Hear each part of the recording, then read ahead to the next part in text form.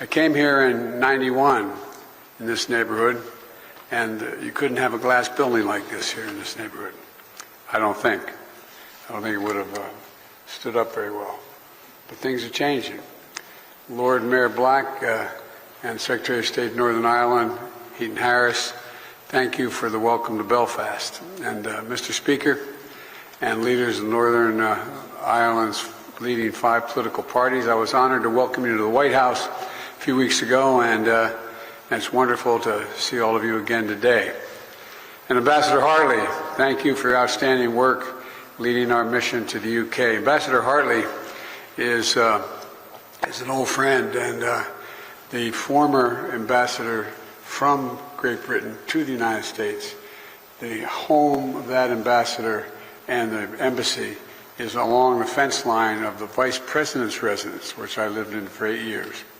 And the Vice President and I became friends with the ambassador.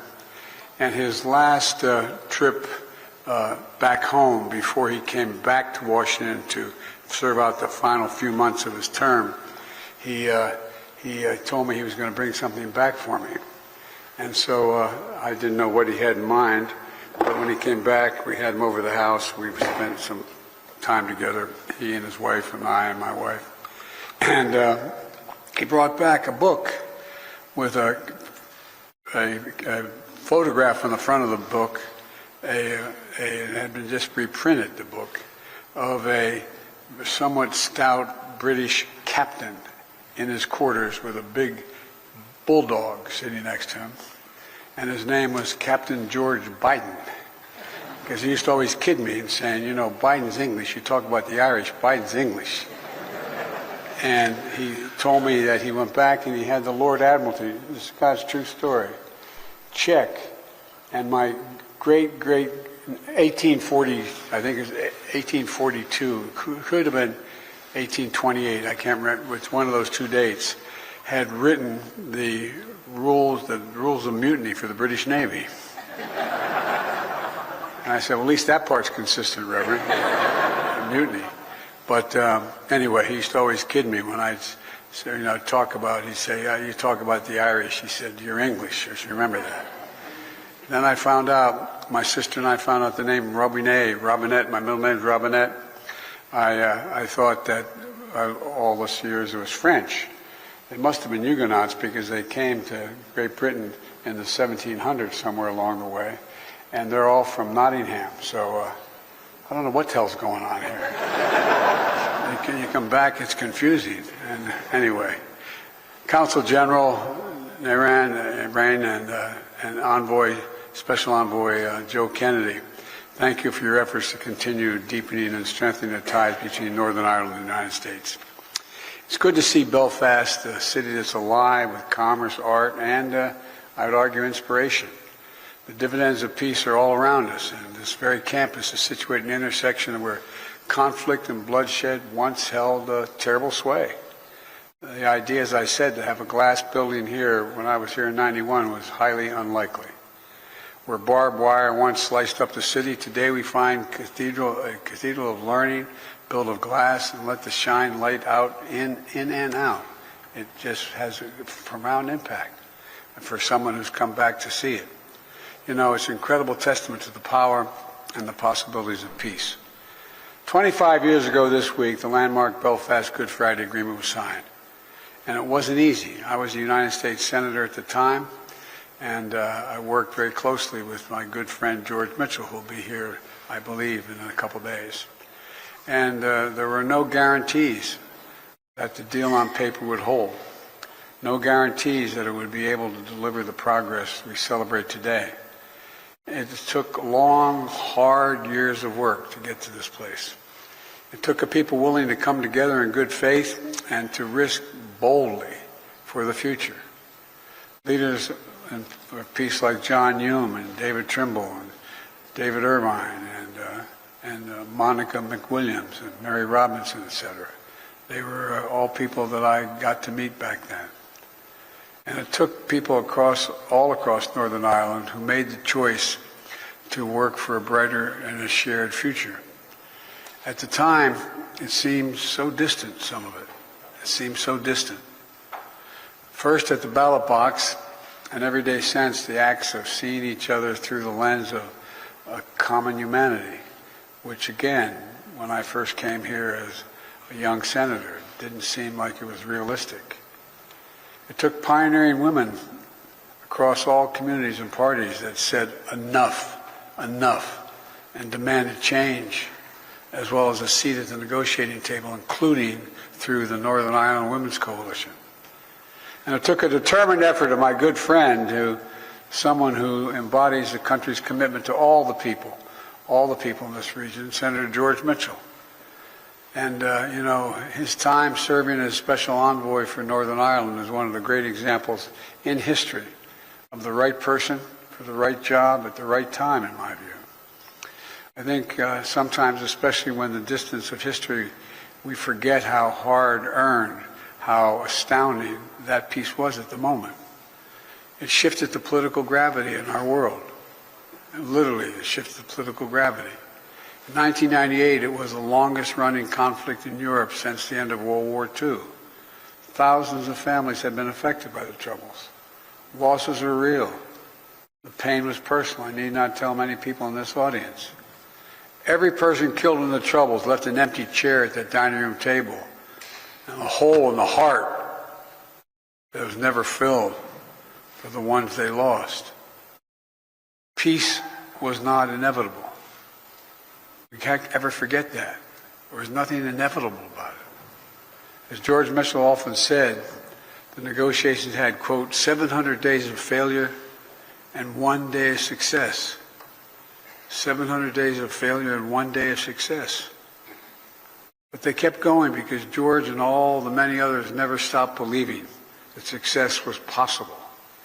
And I want all of you to know, especially the young people in the audience today, and don't jump, okay? Oh, I didn't see it all the way up there. As my father would say, please excuse my back, I apologize. But all kidding aside, the American people are with you. Every step of the way, it's real. Those of you who've been to America know that there is a large population that is invested in what happens here, that cares a great deal about what happens here. Supporting the people of Northern Ireland, protecting the peace, preserving the Belfast Good Friday Agreement is a priority for Democrats and Republicans alike in the United States, and that is unusual today because we've been very divided on our parties. This is something that brings Washington together. It brings America together. I spoke about this with Northern Ireland's political leaders as well as the Taoiseach on our St. Patrick's Day celebration at the White House. It's been a key focus for me throughout my career. I remember working as a senator to see how the United States could support and encourage, bit by bit, any moves toward peace. I got elected in 1972 as a 29-year-old kid to the United States Senate. And it was just the start of it. I mean, it seemed like it was a goal that was so far away. I remember coming here, as I said, in 91, seeing this city divided and barricaded. Then in 94, when the ceasefire was declared, it was like a sea change. Tide of violence began to recede, hope rolling in. In 1998, overwhelming joy. It's hard to communicate just how deeply invested in your success, the people across the United States are. And those of you who've been there know it. You know it. I'm not making this up. This is real. It's almost people can taste it. The family ties, the pride, and those Ulster Scots immigrants, those Ulster Scots immigrants who helped found and build my country. They run very deep, very deep. Men born in Ulster were among those who signed the Declaration of Independence in the United States, pledging their lives, their fortunes, and their sacred honor for freedom's cause. The man who printed the revolutionary document was John Dunlap. He hailed from County Tyrone. And countless others established new lives of opportunity across the Atlantic, planting farms, founding communities, starting businesses, never forgetting their connection to this island. As a matter of fact, as you walk into my office in the Oval Office in the United States Capitol, guess what? You know who founded and designed and built the White House? An Irishman. No, not a joke. Not a joke. Passing it down generation after generation. Your history is our history. But even more important, your future is America's future. Today's Belfast is the beating heart of Northern Ireland and is poised to drive unprecedented economic opportunity and investment from communities across the UK, across Ireland, and across the United States. The simple truth is that peace and economic opportunity go together. Peace and economic opportunity go together. In the 25 years since the Good Friday Agreement, Northern Ireland's gross domestic product has literally doubled. Doubled. And I predict to you, if things continue to move in the right direction, it will more than triple. There are scores of major American corporations wanting to come here, wanting to invest. Many have already made homes in Northern Ireland, employing over 30,000 people. And in just the past decade, American business has generated almost $2 billion in investment in the region. $2 billion. Today, Northern Ireland is a churn of creativity, art, poetry, theater. Some of our favorite television shows and movies are filmed here, as you know. And I understand the star of the recent Oscar-winning film and someone of Belfast barista, James Martin, is here today. James, where are you?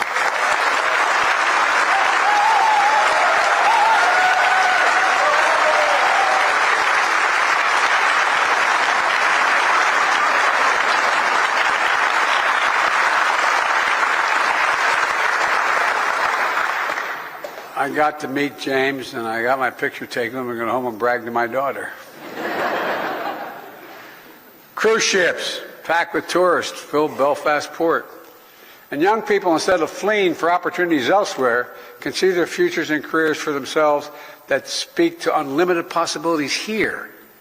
How many of you have heard over the years, those of you closer to my age, Mom, Dad, there's nothing here for me. I'm going to move. I'm going to leave. I got to go. It's not happening now. So it's up to us to keep this going. Keep building on the work that has been done every day for the last 25 years. To sustain the peace, unleash this incredible economic opportunity, which is just beginning. I promise you. You think I'm joking. It's just beginning. We get this, keep it going. We all know there's more we can do together. You know, there's so much energy and dynamism, especially among young people who are starting their own businesses, blazing their own trails, connecting to the global community of entrepreneurs. And young people in Northern Ireland are on the cutting edge of sectors that are going to define so much of the future.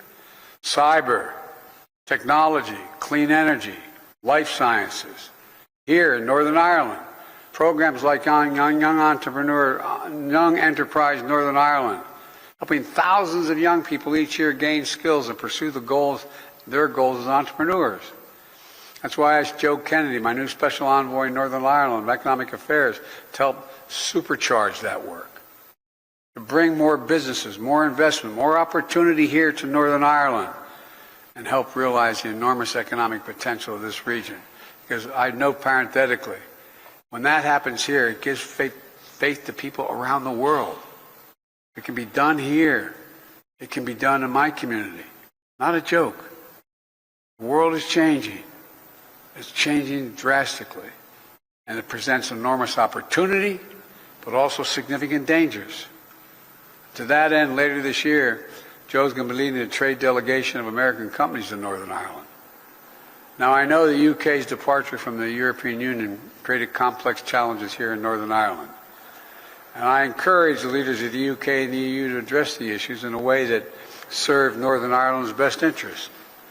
I deeply appreciate the personal leadership of Prime Minister Sunak and European Commissioner von der Leyen to reach an agreement. The Windsor Framework addresses the practical realities of Brexit and it's an essential step to ensuring hard-earned peace and progress of the Good Friday Agreements that they're preserved and strengthened. You know, the negotiators listened to business leaders across the UK and Ireland, who shared what they needed to succeed. And I believe the stability and predictability offered by this framework will encourage greater investment in Northern Ireland, significant investment in Northern Ireland. I come from a little state where, the state of Delaware and back home, has more corporations that are registered in that state than every other state in the Union combined. So I know a little bit about corporate attitudes. All the immense progress we see around us was built through conversation and compromise, discussion and debate, voting and inclusion. It's an incredible attestation to the power of democracy to deliver needs for all the people. And now I know better than most how hard democracy can be at times. We in the United States have firsthand experience how fragile even long-standing democratic institutions can be. You saw what happened on January the 6th in my country. We learn anew with every generation that democracy needs champions.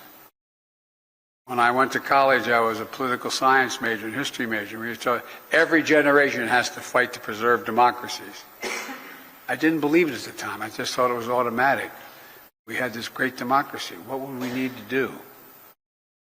As a friend, I hope it's not too presumptuous of me to say that I believe democratic institutions established through the Good Friday Agreement remain critical to the future of Northern Ireland.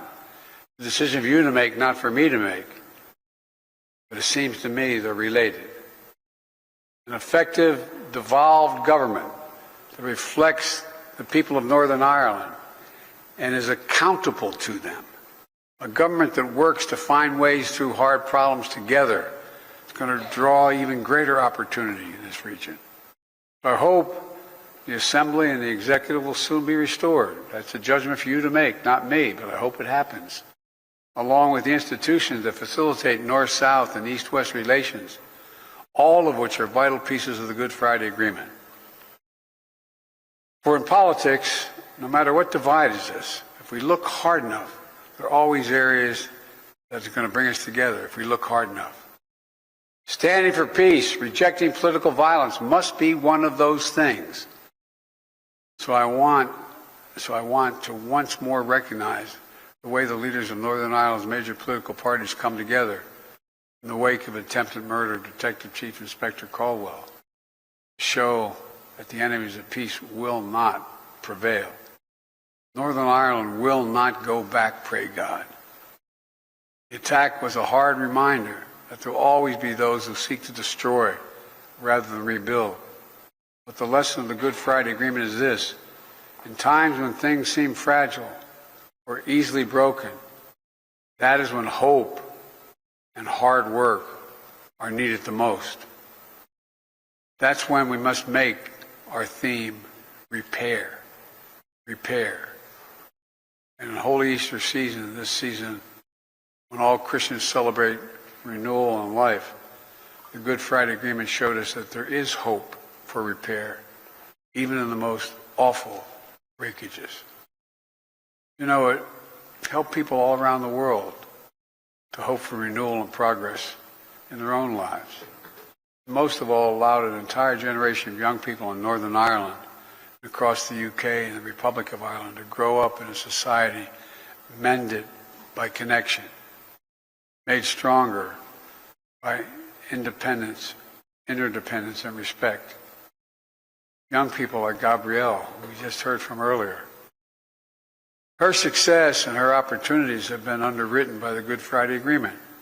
Young people like Jordan Graham, born less than 3 weeks after the agreement was signed in 1998. His whole life is unfolded under the wing of peace, which means not quite 25 years of age, he's been able to build an expertise in branding and marketing that he's used to help grow local businesses, support startups, consult for charities. Young people like Amy Clint, born in 2000, whose parents like to tell the story about how she came home from her first day of secondary school and asked, "What's the difference between a Protestant and a Catholic? What's the difference between a Protestant and a Catholic?" She didn't grow up thinking in sectarian divides. She grew up thinking about how she should support her beloved brother and other children with autism. Today, Amy's social enterprise has donated more than 5,000 copies of her book to schools across Northern Ireland to help children better understand autism and to learn to treat others with kindness and respect.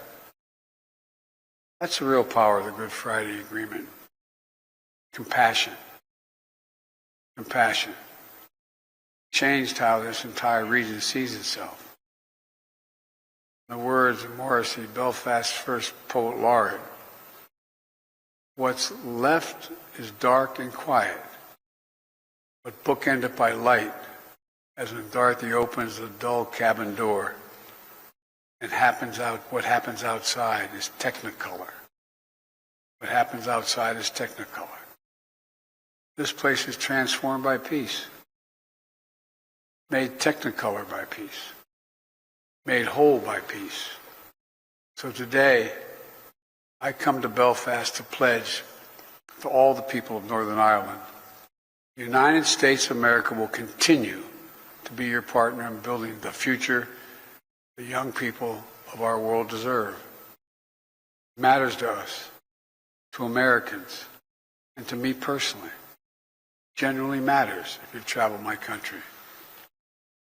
So let's celebrate 25 extraordinary years by recommitting to renewal, repair, by making this exceptional peace the birthright of every child in Northern Ireland for all the days to come. That's what we should be doing. God willing, you'll be able to do it. Thank you all for listening, and may God bring you the peace we need. Thank you.